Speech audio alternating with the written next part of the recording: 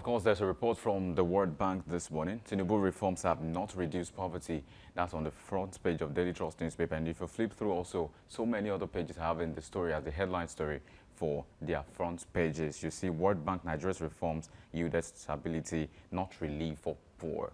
That's also on the Guardian newspaper. Welcome to this very exciting segment of the newspaper headlines and analysis, where we check into the stories that are breaking and developing across the news platform in Nigeria. Now we take the stories one after the other, and I'm not doing it alone. I have Lekon Shubowale, who's joining in the studio live this morning.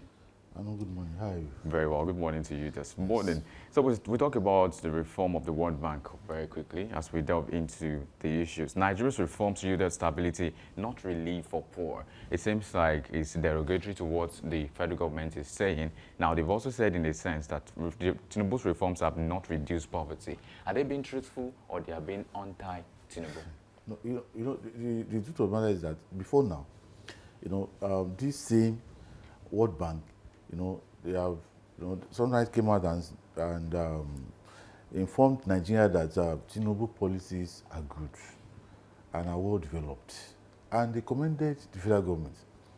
If today they are telling us what they are telling us now, the federal government should take it in good faith. Yes, there are policies of the federal government that are yielding, positive results. But the truth of the matter is that it is so clear to the blind, even the deaf can hear that we still have so much hunger in the land. Like I used to say, governance is not about data. Governance is not about statistics. Federal government, they talk about data, they talk about statistics, but these are not food. You don't understand, World Bank is not just a World Bank. World Bank is not a CBN that federal government can manipulate, or federal government can call the governor of the central bank and tell him what to tell Nigerians. World Bank, this is a kind of independent body that is not being owned by anyone, not even Nigeria. So when they are telling you this, see, World Bank, they are not member of PDP or APC. They also work with data and statistics, and they have their personnel on ground in Nigeria, moving around. They have their officials on the field.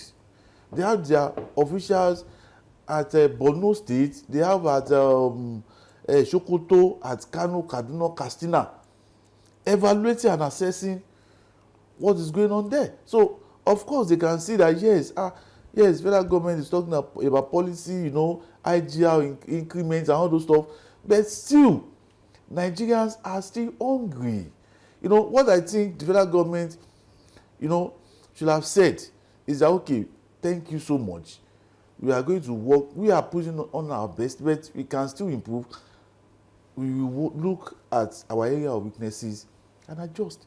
It is not for them to, it is not for the federal government or its agencies, to be finding justification or to be looking for excuses. And, they are only telling the federal government that, see, we have some, sometimes ago we commended you, but now with what we are seeing in your country, people are hungry. 85% of Nigerians are still hungry. No matter how good your policies are, yes, your policies, removal of subsidy, increments in electricity tariff, this and that, but yet, it's as if this policy are putting more afflictions on Nigerians. Even though federal government is saying that it's trying its best by giving money to some of these state governors that are not even giving it back to the people, but what we are saying is that Nigerians, your countrymen and women, are still hungry.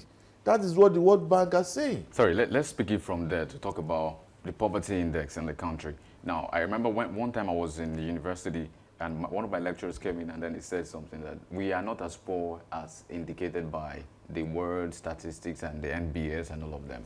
And he gave reasons for that. He said, I think at the time, the quota for poverty index was, if anybody was spending less than $100 at the time, so that the person per day, so that means the person is regarded as being poor. But my lecturer begged to differ, and then he said, in the villages, they don't have to spend nothing any day, because they have the vegetable right behind their back, their house. They have the elubo in their house. They have all of these things, so they don't have to buy anything. So how do you rate those people? What is the metrics for those people to say they are poor? If you judge by the standards of the World Bank and then the United Nations and every other data agency. But again, now let's put it straight.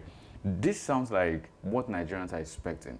Some people before now have also said, data is being falsified, that some people know how to get their way around making the data to represent whatever they're trying to say, and then this government particularly has been instrumental in that, trying to push a narrative that is not true. Now, this seems like what is more true, according to you, that many Nigerians are facing poverty. But going forward, does this install back the trust of Nigerians in the data system that we have in the world? See, there is a role that data can play, in the economics of the nation. That is, if we have, well documented data, and if our Nigerian officials can be sincere with data. Data is good. There is nothing wrong with data and statistics if you are being sincere and being honest with it. But the truth of the matter is that most Nigerians, let me give you an instance. There was a time in this country when the government will be telling us that they are giving 5,000 naira to the poor of the poorest. And how will a federal government agencies, without the input of the local government, knows the poor of the poorest? How can they know it? And they will be telling us that they have spent 150 billion, 400 billion has been given out to the poor of the poorest. And we are in your state, we are in Ibadan. And you go to all those villages and you ask them. They said you've been giving 5,000 naira. And these people will say, no, you cannot see just one person that will confirm that story that they've been giving 5,000 naira. And here, the federal government will be telling us that they have, you remember the story of Beta Edu. It's good to work around data. But for me, my belief is that, yes, government can use data, government can use data, but the essence of governance is the people. The best data, the best statistics that any serious government can use is the people. When people comes out and tell you, yes, our government is trying, our government is taking care of us, hunger has been reduced drastically in the land. These are my own data. These are the data that I believe, these are testimonies. But when you come out and you bring out a very big data and you are telling us 75% of Nigerians are now living above poverty. See, the illustration that you give now, I'm talking about those people at the grassroots, they have vegetable at the back of their houses, they have. Does that mean they will not still spend? They will still spend. But they might not need to spend $100. I think that's like the context. See, let me tell you. There is no good hospital. Sometimes they will be sick. They want to go to the hospital. They need money. Their children will go to school. They need money. They will also have their own personal things that they will need to do with money. You understand? The illustration, okay, all these illustrations that I even giving, let's look at this from another angle. How many of these people can really go to their farms now with the fear of the herdsmen? You are talking about when things were still good.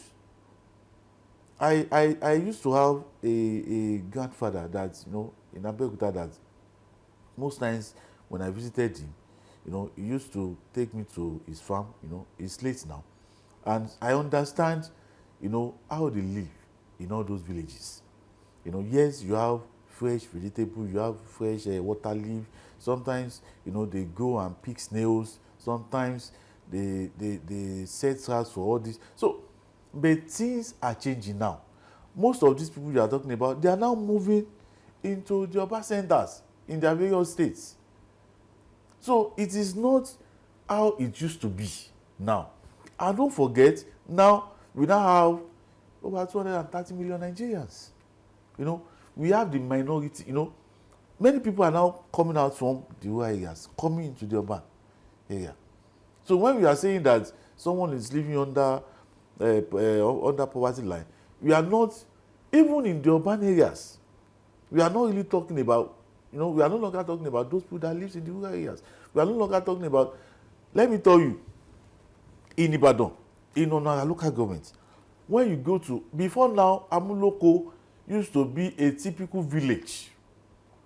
But now, we have big houses, we have big men, we have civil servants and public servants living now in Amuloko. Amuloko is now, you know, is now, how will I put it? Is now becoming an urban area. Settlement, yes. It's now becoming an urban settlement. But that does not mean we still don't have people that lives in the rural areas of Amuloko. So the statistics now are changing. You know, before now, when you talk about Amuloko, you'll be talking about villages and people living in the rural areas. But now when you talk about Amuloko, you will be talking about people that are now living very close to urban centers. You go to Ide-Anyure, you have civil servants, you have public servants that lives there. Before now, it used to be rural area, but now it's becoming a semi-urban areas. All right. So most of these statistics, they are no longer working. Right. You know, they need to be updated, because if someone is still referring to Amuloko as a rural area, as a village, As a standard. you don't understand. That person is making All right. a mistake. So you quite mentioned security as one of the problems that's made everything to change, how that there's now rural to urban migration and all of that. So we cannot dispute that. But I think talking security, there's a story I want you to just, you know, harp on a bit. It's about Senate seeking permanent military base in Kwara South as Army steps up action to invite Minister of Defense IGP. Over 142 people kidnapped, 70 killed within 12 months. That's coming from a report. 25 communities deserted, and Kwara South Senator says police deploy special squads in the Ekiti boundary communities. Your PDP also is calling for effective border patrol for southwest states. So that's like 142 persons kidnapped, about 70 people killed, and about 25 communities deserted. That's you know, just the narrative. And this is not the far north. This is southwest. So this is becoming a security issue that needs to be nipped in the bud, especially if you are going somewhere. Now, speak to the issue. What do you think the federal government can do, or the state government, or the whoever is in charge of this, maybe the IGP or the military forces, should do to ensure that this is curbed? See, let me tell you, I know these areas, Irekpod, we are talking about Okeode and Igbi. You know, they are at Irekpod and Ifelodun, local government. Sometimes I was at Omango in Irekpod local government, for some stuff like that. See, in some of these areas, we have natural resources, we have mineral resources. It is not, yes, it may be a case of, banditry and all those stuff, but not terrorism. What these guys do, immediately they spotted any location with natural resources, the first thing they do is to attack those communities. They killed, they maimed, they kidnapped, they chased away those communities. And they will now take charge of the communities. They will now start exploring their natural resources. That's what is happening in Zamfara State. So they are bringing it to Southwest. You understand? And in Southwest, we have a whole lot of natural resources in the Southwest. We have it in abundance. So that is they are moving from Kwara State, going to Ekiti State, entering Ondo State, where we have a lot of bitumen. What I think the federal government should have done, or that the federal government needs to do is, see, the issue of natural resources or mineral resources, let the state government, even the local government can handle it, can take care of it. The way we are sharing federal allocation, you understand, if the local government is handling the issue of natural resources, it can also be shared within the theaters of the government. You understand? So, let this thing be manned by the locals. Are you preferring state policing? State police, local hunters, the vigilantes, when they know that this is their inheritance, when they know that this is their home, they will protect it. You don't just leave it to the federal government. Let me give you an instance. In some of these areas in Kwara State, you can take a walk of 2 hours. In some of these communities and villages, you will not see any presence of the federal government. You will not see any presence of the state government. And as you go, you'll be meeting cows in Kwara State. What are we saying? Let the locals, let them take care of, see, most of these things, I just told you the reasons. Natural resources, mineral resources. These guys, they are coming in to start exploring all these things. And we are saying that all this belongs to the federal government, even when they are in with the locals. So what these guys do is that they come in their thousands, they killed anybody that that wants to confront them and all those stuff. They maim some, they kidnap some, they chase them away out of the communities. They will now take charge. There is a community in this southwest state, I don't want to mention the community, that something like this is happening in that state, in the southwest, that nobody can go into that community, not even the security agencies. As we speak? As we speak, in the southwest. It's in the public knowledge now. The people knows where we have natural resources and this thing is happening. So, it is all about the fact that the federal government should be magnanimous to accept the truth. Enough of spending billions on insecurity, buying war jets and all this stuff. And most of these insecurity problems can be solved by the locals. Locally. You understand? It's just for you to get information, to get intelligence report, then you bring in these locals. It has happened in the state before. I think in 2023, early 2023 or late 2022, then I was a reporter with the state-owned media house, and there was a time that these Fulani herdsmen came into Oyo State. They are planning to come into Oyo State then, but some of them came in later to Kishi in the Irepo local government, and I was sent there to go and observe what has been going on there. I went into the bush with the locals, and the locals chased those herdsmen. In fact, they killed maybe 1 or 2, and like 4 or 5 of them escaped with bullet wound. And these herdsmen also, released some shots. They exchange fires. They exchange, gunshots, but none of these local hunters, was killed. You understand? So I was there. I went with them. I saw it. I was in the bush with them, and that was how they chased them away. Even we have Operation Boss and the likes following us at the time. They were at the back. The locals were at the front. I was in the middle. It happened. So leave this thing to the locals. Let this problem can be solved locally in conjunction with federal government security agencies. Absolutely. Your points are valid, and we've taken your points. Let's move on to something also at the heart of national development, and that's talking about education. Federal government begs ASU to shelve strike. A highly amended committee to present federal government's fresh offer to ASU. We've been on this since I was born.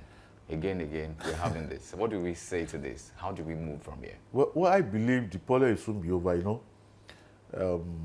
the education minister informed us yesterday that they are 80% done now. That they only have like 20% to wrap up their negotiations. There's a planned protest today. Yes, they are appealing to them to shelve it. And maybe, federal government claimed that it has released 50 billion naira to the ASU. And another 150 billion. But is that their demand? Is that the demands of the ASU? Yes, one of their major demands is to clear their allowances, their arrears, and also review their salary structure. You understand? And they are also talking about improvements in the Nigerian universities. And I think with some of this money being released, most of these demands can also be tackled, can also be taken care of. So you think it's going to fizzle out soon enough? The President Bola Ahmed Tinubu is saying that he doesn't want any ASU strike, that he wants the students to be in their school. He doesn't want university to be because it goes beyond words. It's just say. I mean, you have to put action in. To the best of my knowledge, one of the areas to which the president is really putting his best is this issue of ASU.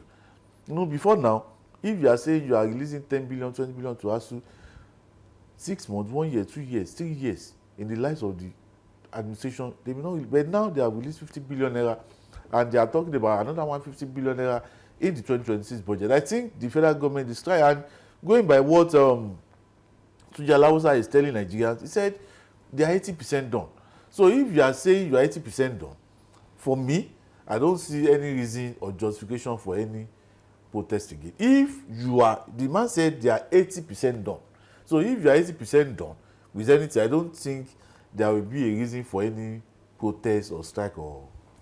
Thank you so very much. Mr. Lekon Shobowale is a public affairs analyst and a journalist. Thank you very much for joining us again this morning. Thank you so much. And this is where we draw the curtains on this edition of Newspaper Headlines and Analysis. Thank you very much for staying tuned. Coming up next is a big story with Samson. Stay with us and don't go nowhere after this break.